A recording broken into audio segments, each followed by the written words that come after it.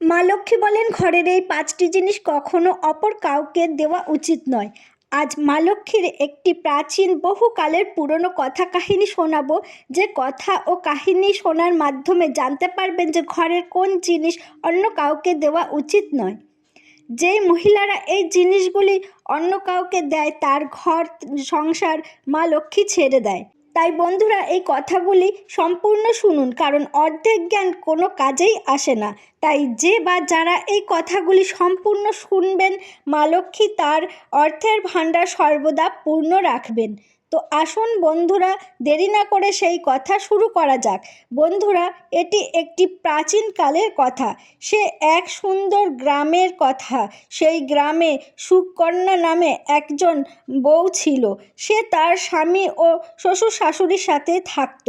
সুকন্যা একজন পতিব্রতা নারী ছিল, যে সত্য ধর্ম পরায়ণ ও ঘরকন্যা কাজে দক্ষ ছিল। সুকন্যা খুবই দয়ালু ছিল। সে সর্বদা অন্যদের সাহায্য করতে ভালোবাসত। সুকন্যার স্বামী সঞ্জয়, সে পেশায় একজন ব্যবসায়ী ছিলেন। তার একটি সবজির দোকান ছিল। সে বাজারের মানুষের প্রয়োজনীয় জিনিসপত্র বেচাকেনা করত। সুকন্যা তার স্বামীকে খুব ভালোবাসত। সে তার স্বামীকে ভগবান তুল্য শ্রদ্ধা ও সম্মান করত। সুকন্যা প্রতিদিন তার স্বামীর থেকে আগেই ঘুম থেকে উঠত ও তারপর সে তার উঠোন পরিষ্কার করা থেকে শুরু করে সংসারের সমস্ত কাজ করে নিয়ে স্নান করে পুজোর জন্য আলপনা এঁকে বাড়িঘর সুন্দর করে সাজিয়ে তুলত। তারপরে সে মাতা তুলসীকে জল দিয়ে পুজো করত, ঘরে দেবদেবীর পুজো পাঠ করত। এইভাবে সে প্রতিদিন তার কাজকর্ম করত। সুকন্যা কখনো কাউকে অপমান করে কথা বলতো না। সব সময় সে হাসি মুখে সবার সাথে কথা বলতো ও শান্ত ব্যবহার করত। তাই দেখে সুকন্যাকে সবাই বলতে থাকে যে এ তো সাক্ষাৎ মা লক্ষ্মী।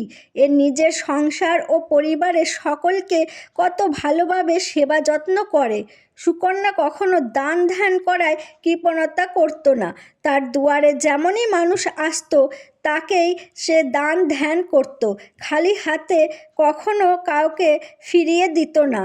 যদি কোনো অভুক্ত ব্যক্তি তার দুয়ারে আসতো, সেই মানুষকেও পেট ভরে সে খাবার খাওয়ার পরই তাকে ফেরাতো, যার ফলে তার দুয়ারে আসা মানুষজন তার এই স্বভাবের কারণে তাকে আশীর্বাদ করে যেত। সুকন্যা তার প্রতিবেশীদেরও সাহায্য করত ও তাদের মধ্যে যারা দুঃখী গরিব তাদেরকেও সুকন্যা প্রতিদিন খাবার দিত ও প্রতিবেশীর যখন যেমন জিনিসের প্রয়োজন পড়ত সুকন্যা কোনো কিছু না ভেবেই দিয়ে দিত। আর সেই জন্য সুকন্যাকে প্রতিবেশীরাও অনেক সম্মান করত। তারা বলতো, সুকন্যা তো সাক্ষাৎ দেবী, সে সাক্ষাৎ মা অন্নপূর্ণা রূপে জন্ম নিয়ে এসেছে। লোকজন যখন তার প্রশংসা করত তখন তার সম্বন্ধে ভালো কথাই বলতো, কিন্তু সেই সব কথা সুকন্যা শুনত, তবুও তার ব্যবহারের মনে কখনো অহংকার ছিল না। সে তাদের সাথে সর্বদা হাসি মুখে শান্তভাবে সম্মান দিয়ে কথা বলতো ও ভালো ব্যবহার করত। তারপর এমনই একদিন সুকন্যার এক প্রতিবেশী মহিলা তার ঘরে আসে, আর সুকন্যাও তাকে তার ঘরে স্বাগত জানিয়ে বলে, আরে দিদি, তোমাকে আমার ঘরে স্বাগত। তুমি কি কারণে আমার ঘরে আজ এসেছো? তোমার যদি কোনো সাহায্যের প্রয়োজন হয় তাহলে আমার কাছে বলতে পারো, আমি তোমাকে অবশ্যই সাহায্য করব। আর তখন সুকন্যার প্রতিবেশী বলে, হ্যাঁ গো দিদি, আজ অনেক আত্মীয় এসেছে আর তাদের জন্য খাবারের আয়োজনও করেছি, কিন্তু খাবার বানানোর জন্য তোমার কাছে চাকি, বেলনি ও তাওয়া চাইতে এসেছি। তুমি যদি কিছু সময়ের জন্য তোমার চাকি, বেলনি ও তাওয়া দাও তাহলে অনেক বড় উপকার হবে, আর কাজ হয়ে যাওয়ার পরে আবার ফেরত দিয়ে দেব। তখন সুকন্যা বলে, আরে দিদি, এটা আবার এমন কি ব্যাপার? এখন চাকি, বেলনি আর তাওয়ার আমার প্রয়োজন নেই, তাই তুমি এগুলোকে এখন নিয়ে তোমার কাজ করে নাও।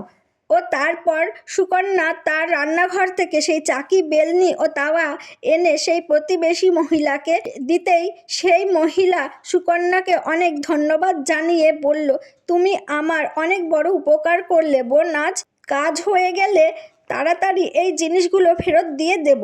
তখন সুকন্যা তাকে বলে, এত চিন্তা করো না, তোমার কাজ হয়ে যাওয়ার পরই জিনিসগুলি দিও। তারপর সেই প্রতিবেশী সুকন্যার চাকি বেলনীয় তাওয়া নিয়ে সেখান থেকে চলে যায়। কিছু সময় পরেই সুকন্যার ঘরে আবারও একজন মহিলা আসে, আর সুকন্যা তাকেও ঘরে আসতে বলে ও তাকে জিজ্ঞাসা করে, বলো তোমার কি চাই, তা অবশ্যই তোমাকে সাহায্য করব। তখন সেই মহিলা বলে যে তার ঘরে অনেক নোংরা আবর্জনায় ভরে গেছে, তার পরিষ্কার করার মতো তার কাছে এমন কোনো জিনিস নেই। এই জন্য সে সুকন্যার কাছে একটি ঝাড়ু চাইতে এসেছে আর বলতে লাগলো তার ঝাড়ুটা দিতে। ঘর পরিষ্কার করার পর সে ঝাড়ু ফেরত দিয়ে দেবে। আর সুকন্যা আবারও কোনো বিচার বিবেচনা না করেই বা ভাবনা চিন্তা না করেই সেই মহিলাকে ঝাড়ু দিয়ে দেয় আর বলে, এ তো সামান্য ঝাড়ুই নেবে, এতে আবার সমস্যা কোথায়? তুমি দাঁড়াও, এখনই ঘরের থেকে ঝাড়ু এনে দিচ্ছি। বলেই সুকন্যা তার ঘর থেকে তার ব্যবহার করা ঝাড়ু নিয়ে এসে দিয়ে দিল। আর ওই মহিলা সুকন্যার ঘরের ঝাড়ু নিয়ে চলে গেল। আবারও একদিন সুকন্যার ঘরে আরও এক প্রতিবেশী মহিলা আসে। তখনও সুকন্যা তাকে ঘরের ভেতরে আসতে বলে আর জিজ্ঞাসা করে, তোমার কি কিছু প্রয়োজন? তাহলে সংকোচ না করে বলো, অবশ্যই সাহায্য করার চেষ্টা করব। তখন সেই প্রতিবেশী মহিলা বলে, হে সুকন্যা বোন, তোমার কথা অনেক শুনেছি, তুমি অনেক দয়ালু মানুষ, তুমি সকলের অনেক সাহায্যও করো, তাই জন্য তোমার কাছে এসেছি একটি ছোট্ট সাহায্য চাইতে। তখন সুকন্যা বলে, সংকোচ না করে যে জিনিসের প্রয়োজন চাইতে পারো, যদি সেটা থাকে তাহলে অবশ্যই তোমাকে দিয়ে সাহায্য অবশ্যই করব। তখন সেই মহিলা বলে, আজ তার মেয়েকে দেখতে পাত্রপক্ষ লোকেরা তার বাড়িতে আসবে, এই জন্য সে অনেক চিন্তায় ও অসুবিধায় পড়েছে। তার কাছে পরার মতো শাড়ি ও গয়না কিছুই নেই যেটা তার মেয়েকে পরার জন্য দেবে। তাই যদি কৃপা করে সুকন্যা তাকে কিছু শাড়ি ও গয়না ধার দেয় শুধুমাত্র একদিনের জন্য, যখন পাত্রপক্ষ চলে যাবে তখন আবার সেগুলি ফেরত দিয়ে দেবে। তখন সুকন্যা ওই প্রতিবেশী মহিলার কথা শুনে বলে, ব্যাস, মাত্র এই সাধারণ কথা, তুমি চিন্তা করো না, তোমার সে মেয়ে হলো ছোট বোনের মতো, তার সাহায্য অবশ্যই করব। আর তুমি দাঁড়াও, শাড়ি গয়না এখনই এনে দিচ্ছি, যেগুলি পরলে তোমার মেয়েকে রাজকুমারীর মতো দেখাবে। এই বলে সুকন্যা তার ঘরে যায় আর শাড়ি গয়না নিয়ে প্রতিবেশী মহিলাকে দেয় এবং ওই মহিলা খুশি হয়ে সুকন্যার শাড়ি গয়না নিয়ে সেখান থেকে চলে যায়। তারপর সন্ধ্যার সময় সুকন্যার ঘরে একজন প্রতিবেশী আসে, তাকেও সুকন্যা খুবই শ্রদ্ধার সাথে ঘরের ভিতরে আসতে বলে ও সেই প্রতিবেশীকে বলে, আজকে কি কারণে আমার ঘরে আসতে হলো, বলো কি সাহায্য তোমায় করতে পারি, তোমার যা চাই নির্দ্বিধায় বলো, তোমায় অবশ্যই সাহায্য করব। তখন সেই প্রতিবেশী মহিলা বলে, হে সুকন্যা বোন, তুমি খুবই দয়ালু আর তুমি সবাইকে বিপদের সময় সাহায্য করো, এই ভেবেই তোমার কাছে এসেছি। ঘরে বাচ্চাটা অভুক্ত রয়েছে, ওকে খাওয়ানোর মতো দুধও নেই, এই জন্য তোমার কাছে একটু দুধ চাইতে এসেছি, যদি একটু দুধ দিতে তাহলে অনেক উপকৃত হতাম। তখন সুকন্যা বলে, আরে এটা এমন কি বড় ব্যাপার, সামান্য তো একটু দুধ নেবে, এখনই তোমাকে এনে দিচ্ছি। এই বলে সুকন্যা রান্নাঘরে যায় আর সে তার রান্নাঘর থেকে একটু দুধ নিয়ে এসে ওই প্রতিবেশী মহিলাকে দেয় ও ওই প্রতিবেশী মহিলা দুধটি নিয়ে খুশি হয়ে সেখান থেকে চলে যায়। এইভাবেই সুকন্যা তার প্রত্যেক প্রতিবেশীকে সাহায্য করতে থাকে ও খুবই আনন্দিত মনে ঘরের কাজকর্ম করতে থাকে। তারপর রাতের বেলায় তার স্বামী বাড়ি ফিরে আসার পর সুকন্যা তার স্বামীর চরণ স্পর্শ করে প্রণাম করে ও তার খুব সেবা যত্ন করে। তারা একসাথে সবাই রাতের খাওয়া দাওয়া করে নিয়ে তারা দুজনে একসাথে ঘুমিয়ে পড়ে। পরের দিন সকালে ঘুম থেকে যখন জেগে ওঠে তখন খুবই খারাপ একটি খবর তারা শুনতে পায়।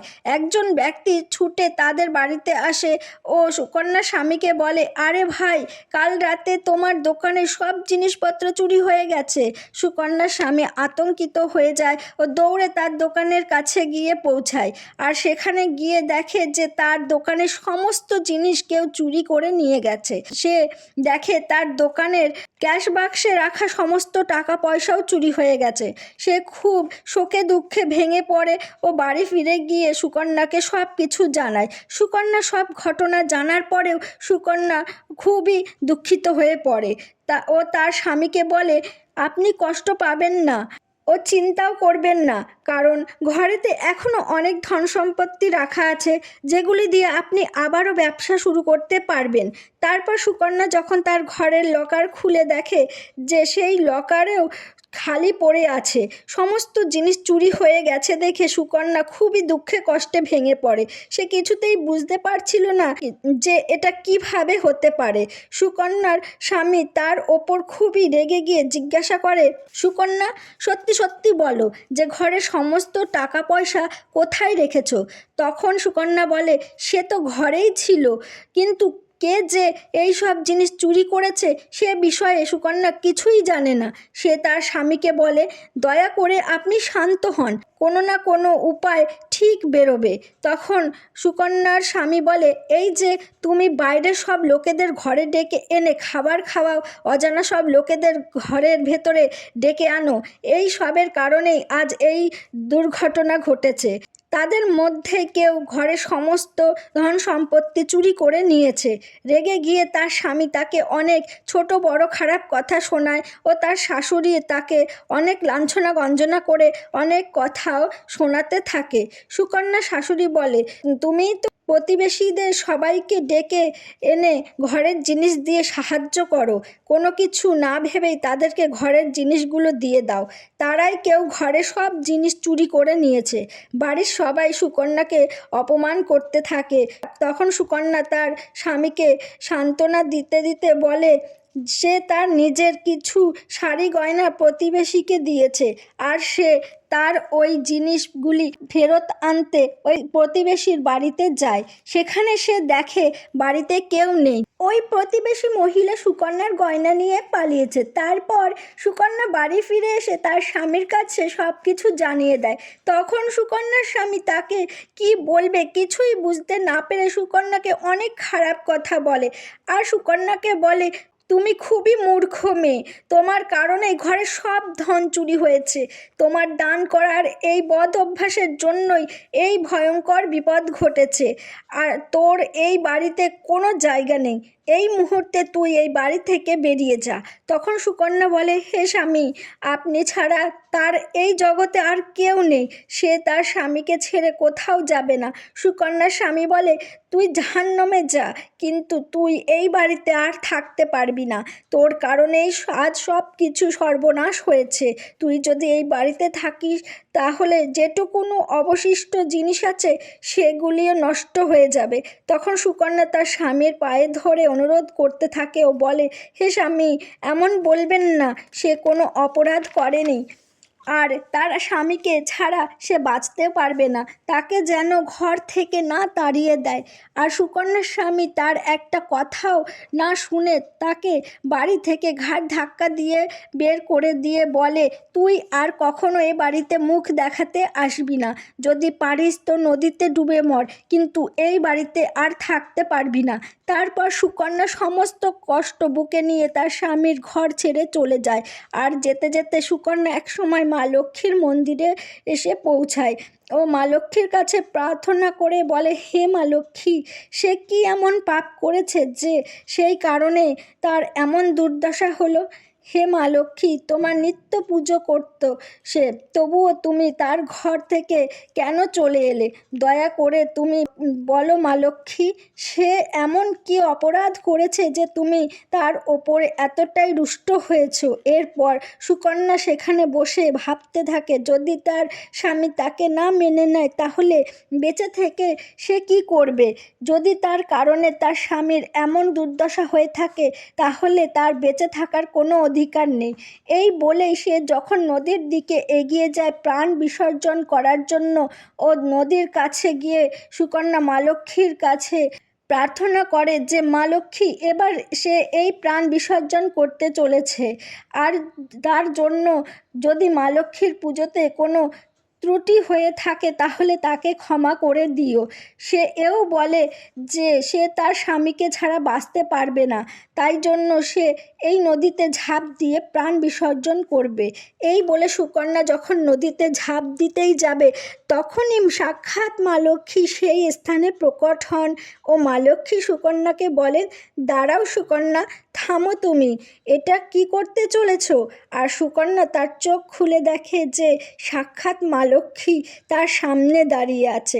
সুকন্যা খুবই খুশি হয়ে মা লক্ষ্মীকে বারবার প্রণাম জানাতে জানাতে বলে, হে মা লক্ষ্মী, ক্ষমা করো মা, সে অনেক বড় পাপ করতে যাচ্ছিল। তখন মা লক্ষ্মী বলেন, হে সুকন্যা, মানুষের আত্মহত্যা করা উচিত নয়। ভগবান যে শরীর মানুষকে দান করেছেন সেটি এইভাবে নষ্ট করা উচিত নয়। তখন সুকন্যা বলে, হে মা লক্ষ্মী, নিরুপায় হয়ে এই কাজ করতে চলেছিল সে, তার স্বামী তাকে ত্যাগ করেছে, আর একজন স্ত্রীর কর্তব্য তার স্বামীকে ছেড়ে না থাকার। সে তার স্বামীকে ছেড়ে বাঁচতে পারবে না, সেই কারণে সে এই নদীতে ঝাঁপ দিয়ে মরতে যাচ্ছিল।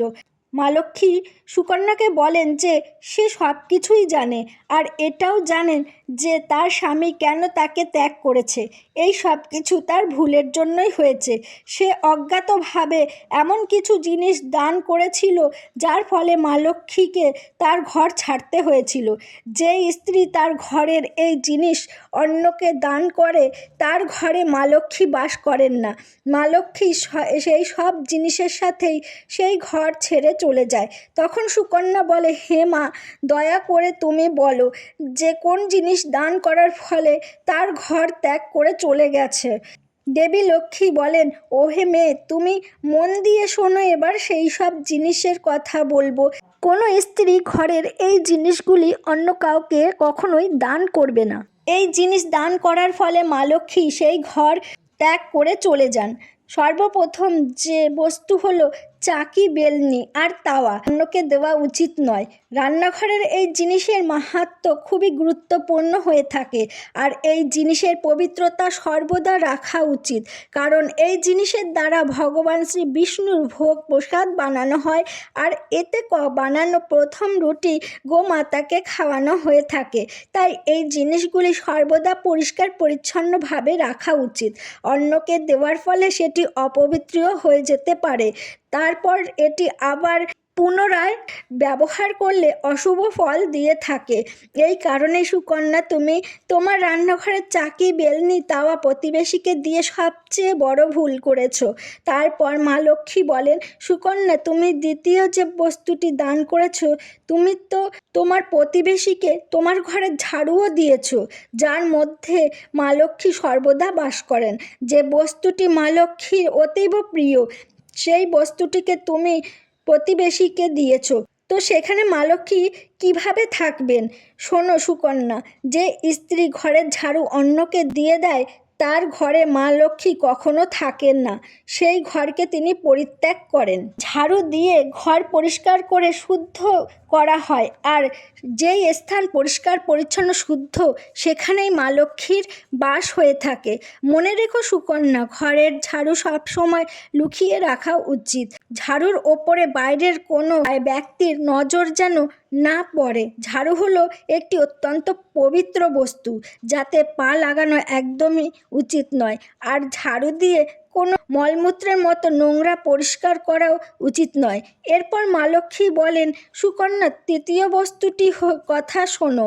এই বস্তুও কখনো অন্য কাউকে দেওয়া ঠিক না। সেটি হলো নিজের গয়না। নিজের ব্যবহার করা ঘরের গয়না অন্য কোনো মহিলাকে দেওয়া উচিত নয়। গয়নাতে সর্বদা মা লক্ষ্মীর বাস হয়ে থাকে। স্ত্রীদের 16 সিঙ্গারের গয়না মাহাত্ম্য অনেক। একজন বিবাহিত স্ত্রী নিজের ব্যবহৃত গয়নাকে অন্য স্ত্রীকে দেওয়া ঠিক নয়। যে স্ত্রী নিজের গয়না অন্য স্ত্রীদের দেয় তার জীবনে দুর্ভাগ্য নেমে আসে। এবারে সুকন্যা, চতুর্থ বস্তুর বিষয়ে শোনো।